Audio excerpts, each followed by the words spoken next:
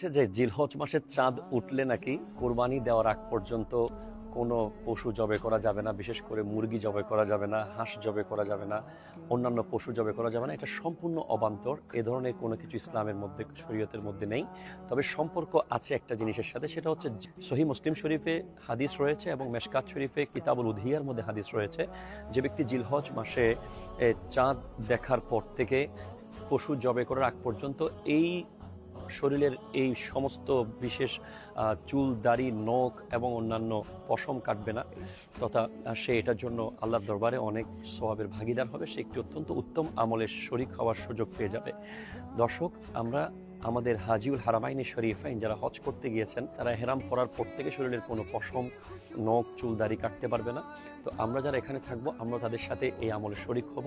এটা ইসলাম আমাদেরকে সুযোগ করে দিয়েছেন। তাই আগামীকাল চাঁদ উঠে যাওয়ার সম্ভাবনা রয়েছে। প্রায়